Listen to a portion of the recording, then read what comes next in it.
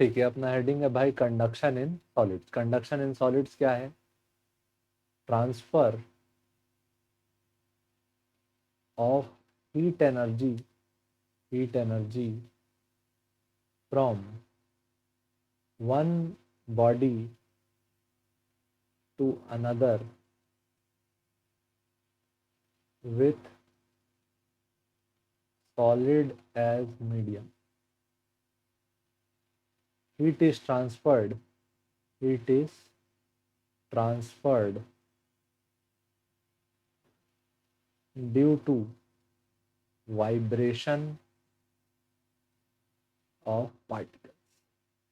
ठीक, particles vibrate करते हैं और हीट एनर्जी क्या करते हैं? ट्रांसफर।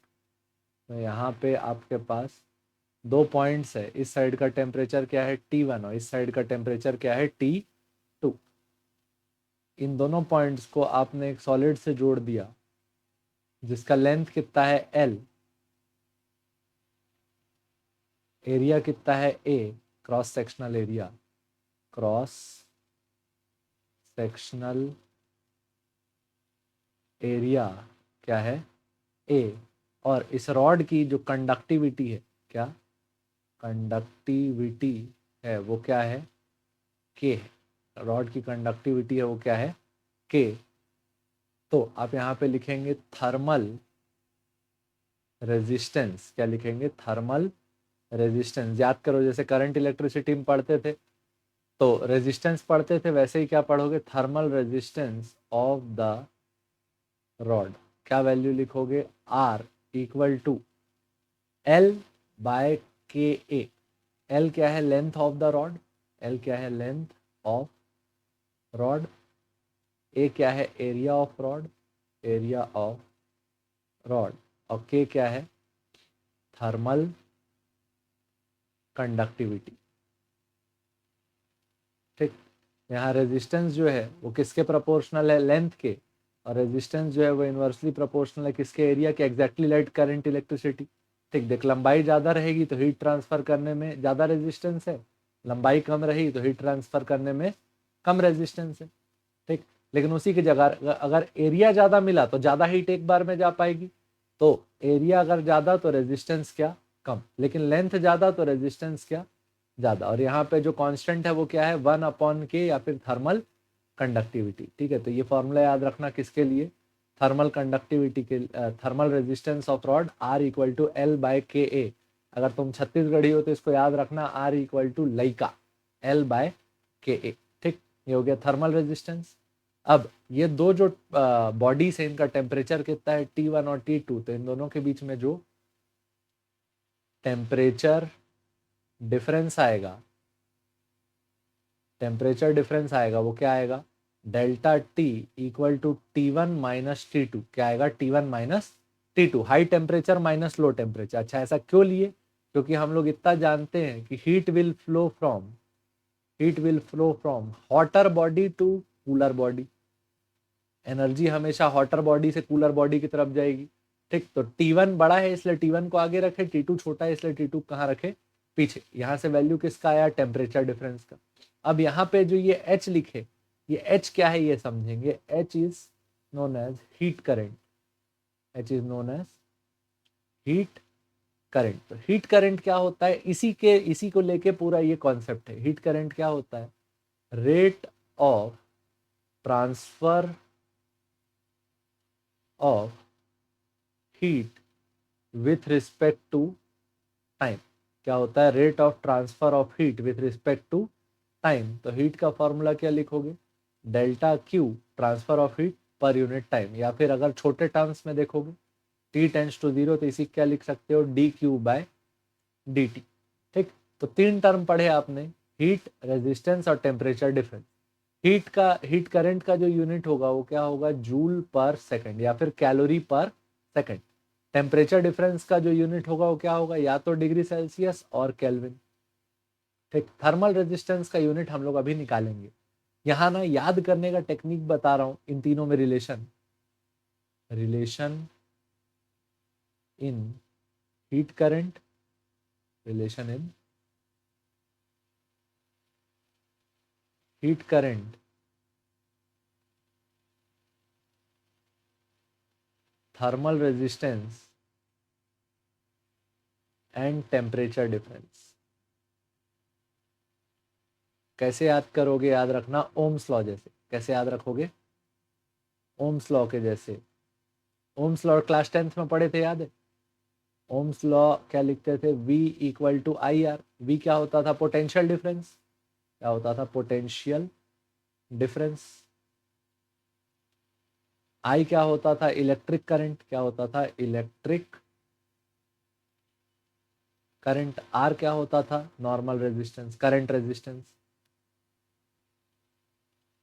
तो V की जगह हम लोग क्या यूज करेंगे यहाँ? Delta T. हमारे पास पोटेंशियल की जगह ये क्या आ गया? Temperature difference. Equal to I की जगह क्या लिखे? Heat current. ठीक, और R की जगह थर्मल रेजिस्टेंस। तो ऐसे ही याद रखना, H की जगह क्या है? हीट करंट, और R क्या? Thermal resistance. Thermal resistance. तो डेल्टा टी इक्वल टू क्या आया? H into R. ये फॉर्मूला है तुम्हारा किसके लिए? Formula to calculate heat current.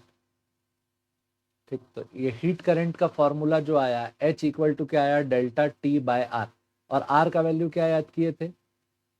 L by K into A. K को ऊपर भेज दो। तो हीट करंट का फॉर्मूला मैं तो बोलूंगा भाई यही वाला याद रखना जो ओम्स लॉ से रिसेंबल कर रहा है, लेकिन किताबों में ये मिला, लिखा मिलेगा delta T into K A upon L. और हीट करंट है क्या? Rate of flow of heat with respect to time, और यूनिट क्या होगी? Joule per second. ठीक, जूल पर सेकेंड। तो यहाँ से अगर चाहो तो थर्मल कंडक्टिविटी की भी यूनिट निकाल सकते हो। थर्मल कंडक्टिविटी की यूनिट क्या आएगी? K equal to H into l upon delta T into a. अब एच की यूनिट क्या थी? Joule per second.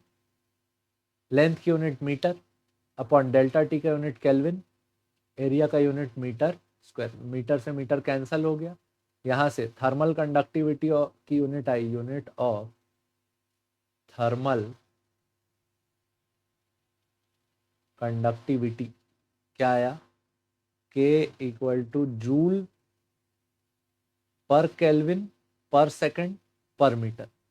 ये यूनिट होती है किसकी? थर्मल कंडक्टिविटी की। Joule per kelvin per second per metre. Formula hopefully समझ में आया होगा। ठीक, एक आध क्वेश्चन कर लेते हैं इस पे।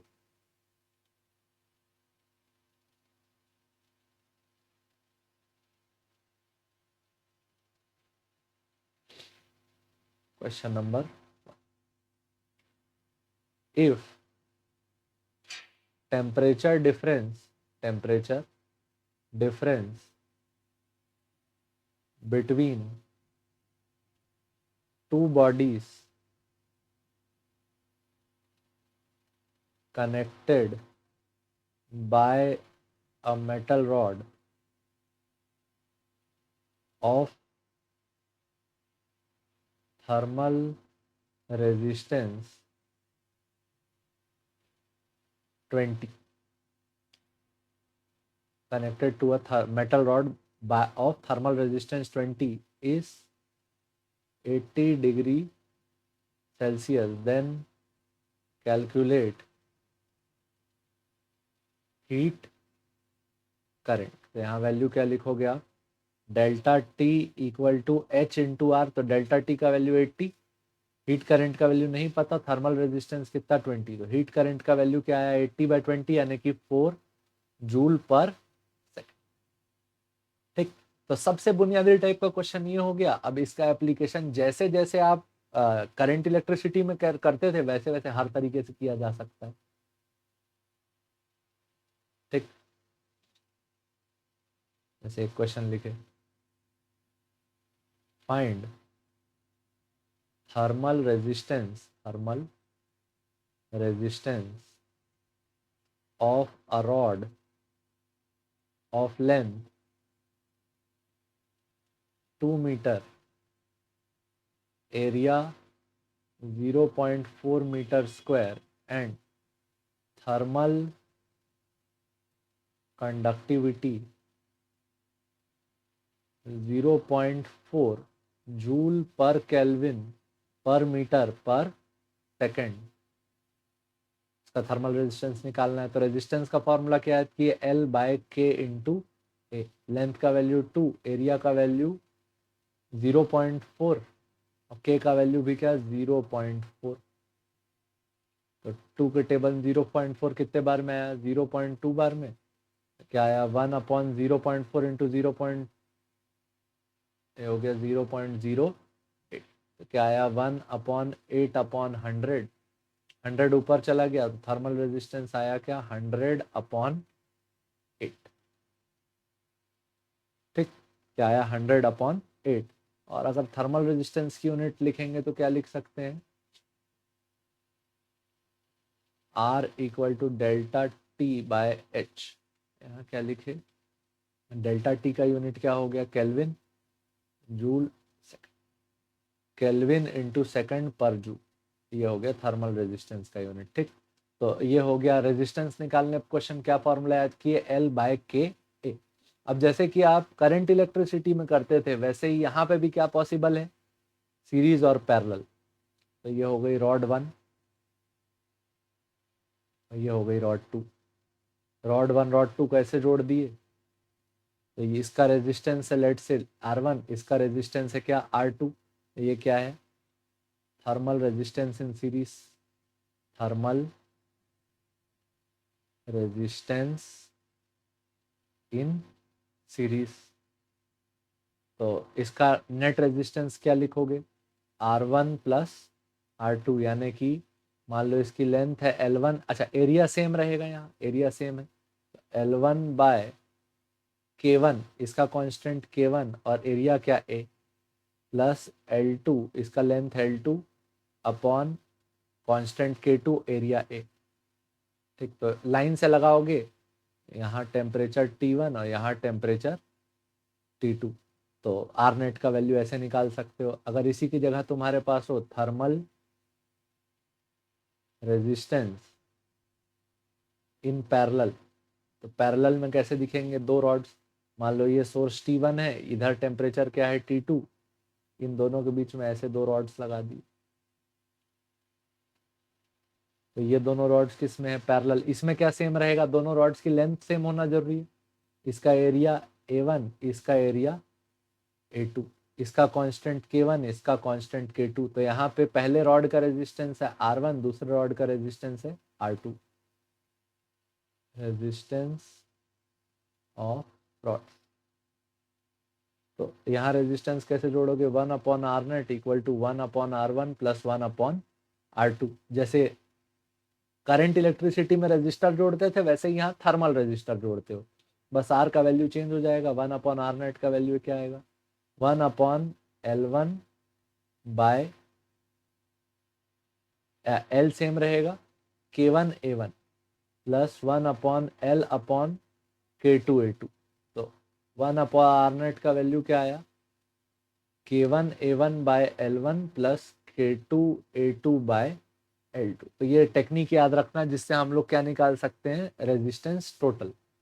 सीरीज करंट इलेक्ट्रिसिटी सीरीज जैसे, पैरेलल करंट इलेक्ट्रिसिटी के पैरेलल जैसे, बस यहाँ रेजिस्टेंस का फॉर्मूला चेंज है L बाय के R इक्वल टू लाइका। ठीक, ये याद रखना। हाय ठीक है, तो इस टाइप के क्वेश्चन मिल सकते हैं। अब इसमें एक विशेष प्रकार का क्वेश्चन मिलता है, बस वो लिख दे रहा है एक example. Find intermediate temperature of two rods in series. इस एक टाइप का क्वेश्चन देखने मिलता है। जैसे कि इधर है मान लो आपको बोला 400 डिग्री सेल्सियस और इधर है 200 डिग्री सेल्सियस। यहाँ आपको दो रॉड्स दे दी, रॉड 1 रॉड 2। ये दोनों रॉड सीरीज में लगी है और यहाँ का आपको टेम्परेचर पूछ दिया। ठीक, तो आप क्या करोगे यहाँ लेंथ 1 है मान लो 2 मीटर, लेंथ 2 है 3 मीटर, दोनों का एरिया सेम है। Area 1 equal to 0.4 metre square, area 2 equal to 0.4 metre square. Series में एरिया सेम रखेंगे। K1 का value 0.5 joule per kelvin per metre per second, ठीक, और K2 का value 1 joule per kelvin per metre per second. ठीक, तो आपको बताना है यहाँ टेम्परेचर T। तो सबसे पहले यहाँ आप क्या कैलकुलेट करना चाहोगे, रेजिस्टेंस 1, R1 का value L1 bye K1 A1, L1 का वैल्यू 2, K1 का वैल्यू 0.4, A1 का वैल्यू 0.5। तो क्या आया, 0.4 के टेबल में 2 कितने बार में आता, 5 बार में, और 0.5 के टेबल में 5 कितने बार में आता, 10 बार में। R2 का वैल्यू क्या लिखते, L2 bye K2 A2। L2 का वैल्यू क्या 3 मीटर, K2 का वैल्यू 1, A2 का वैल्यू 0.4। तो ये कितना आया, 7.5। ठीक, यूनिट क्या निकाले थे हमने, रेजिस्टेंस की यूनिट निकाले थे kelvin second by joule, kelvin second by joule, kelvin second by joule. ठीक, तो नेट रेजिस्टेंस क्या लिखोगे, R net equal to R1 plus R2। तो ये कितना आया, 10 प्लस 7.5 यानी कि 17.5। ये आ गया नेट रेजिस्टेंस। अब यहाँ से क्या निकालोगे, करंट, क्या निकालोगे, हीट करंट। हीट करंट क्या फॉर्मूला लिखे थे, delta T equal to H R.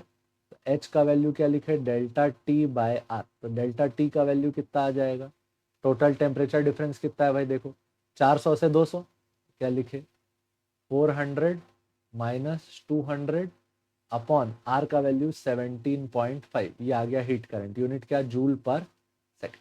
H का value 200 by 17.5 joule per second. ठीक, अब हम लोग, ये तो हीट करंट निकल गया। अब याद रखना सीरीज कॉम्बिनेशन में प्रॉपर्टी ये है कि हीट करंट जो भी रहेगा वो सेम रहेगा दोनों rods. Property of series combination क्या है, heat current is same for both rods. दोनों छड़ों के लिए हीट करंट क्या है, सेम। ठीक, तो हीट करंट का वैल्यू क्या आया, 200 बाय 17.5 जूल पर सेकंड। अब अपन लोग ना सॉल्व करेंगे कौन से रॉड के लिए, यहां से यहां तक के लिए भी हीट करंट सेम होना चाहिए। ठीक, तो heat current will be same for the first rod. For first rod जो टेम्परेचर डिफरेंस है वो कितना है, 400 और टी। ठीक, यहाँ क्या लिखेंगे, हीट करंट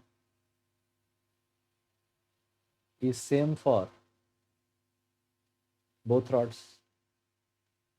तो यहाँ पे क्या सॉल्व किए, for rod 1, for rod number 1। Rod number 1 के लिए कैसा सिचुएशन था, एक साइड टेम्परेचर T है, एक साइड टेम्परेचर कितना है 400, और रॉड 1 का रेजिस्टेंस हमने निकाला था 10 केल्विन सेकंड बाय जूल। ठीक, तो अब इस रॉड के लिए अलग से क्या लगा देंगे, ohm's law. Delta T equal to T1 लिख लेते हैं रॉड 1 के लिए, delta T equal to H into सिर्फ कौन सा रॉड पार किए, रेजिस्टेंस नंबर 1 पार किए, जैसे V इक्वल टू IR1 लिखते थे। ठीक, तो V1 इक्वल टू IR1 की जगह लिखे क्या, T1 equal to H into R1। Delta T1 का वैल्यू कितना आया, इनिशियल टेम्परेचर 400, बाद का टेम्परेचर T। हीट करंट कितना निकाले हो, 200 अपॉन 17.5, और रेजिस्टेंस नंबर 1 कितना था, 10 जूल, सॉरी 10 कैल, यूनिट रहने देते हैं 10। ठीक, तो ये कितना हो जाएगा,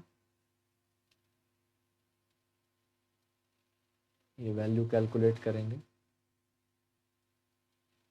400 minus T equal to 2000 divided by 17.5। तो इसको इधर ले आते हैं, तो 400 माइनस 2000 बाय 17.5, ये आ गया आपका बीच की रॉड का टेम्परेचर। ठीक, इसको सॉल्व यार फोन से ही करना ठीक है। लगभग कितना आ जाएगा, 121 हो गया, ये 1 पॉइंट कितना बचा, 2.5 बचा, 2.5 12 120, 120 के आसपास कुछ आएगा, कैलकुलेटर से कर लेते हैं,